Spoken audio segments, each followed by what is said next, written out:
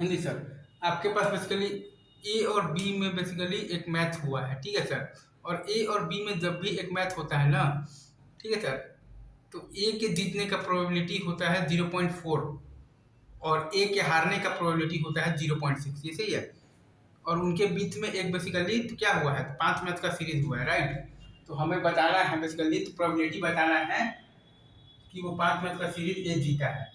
तो एक तो आपके पास टर्म मतलब कि आ जाएगा 5c3 इंटू 5 में से 3 ए जीता है, तो 0.4 का पावर 3 इंटू 0.6 का स्क्वायर। ये सही है। एक आपका टर्म आ जाएगा बेसिकली, क्या आ जाएगा 5c4 इंटू 0.4 का पावर आ जाएगा 4 इंटू 0.6। ये सही है। Am I doing it right. और एक टर्म आ जाएगा आपके पास 5c5 इंटू आ जाएगा आपके पास 0.4 का पावर 5 इंटू 0.6 का पावर आ जाएगा आपके पास 0। ये सही है। ये आपका आंसर हो जाएगा। ये आपका आंसर हो जाएगा किसके लिए, 5 मैथ सीरीज के लिए। ये सही है। ये सही है। अच्छा, रिकॉर्डिंग हो रहा है ना। हाँ अच्छा, और वहीं अगर आपके पास 5 मैथ सीरीज की जगह पर दिया रहता, आपके पास ये दिया रहता 7 मैथ सीरीज रहता मान लीजिए, ठीक है, तब आपका आंसर क्या आता। 7 मैथ सीरीज रहता तो आपका आंसर होता 7c4 इंटू 0.4 का पावर 4 इंटू 0.6 का पावर 3।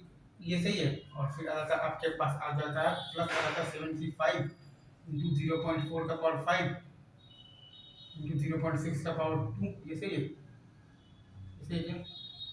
फिर आपके पास आ जाता 7c6 इंटू आपके पास आ जाता 0.4 का पावर आ जाता 6 इंटू 0.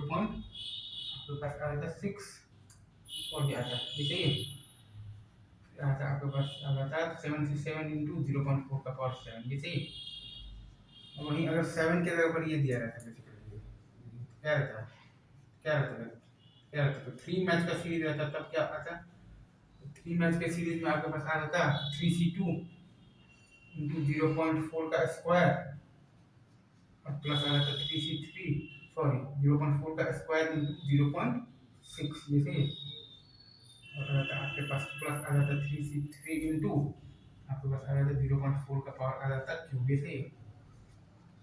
अगर आप ग्राफ लेते हैं 8 मैच का सीरीज रहता तब क्या आता। ये सब हम लोग निकाल रहे हैं बेसिकली, तो प्रोबेबिलिटी ऑफ विनिंग बाय ए के जीतने का प्रोबेबिलिटी निकाल रहे हैं। ये सही है सर। तो 8 मैच का अगर आपके पास सीरीज रहता है, राइट, तब आपके पास क्या आ रहा था, 8 मैच का सीरीज रहता तो आपके पास आ रहा था 8c5 into 0.4 to the power 5 into 0.6 का पावर 3। ये सही है। और क्या आता है प्लस 8c6 इंटू 0.4 का पावर 6 आता है आपके पास 0.6 का पावर 2। ये सही है। और क्या आता है आपके पास प्लस 8c7 इंटू 0.4 का पावर 7 इंटू 0.6। और क्या आता है आपके पास प्लस 8c8 इंटू 0.4 का पावर 8। बस ये सही है।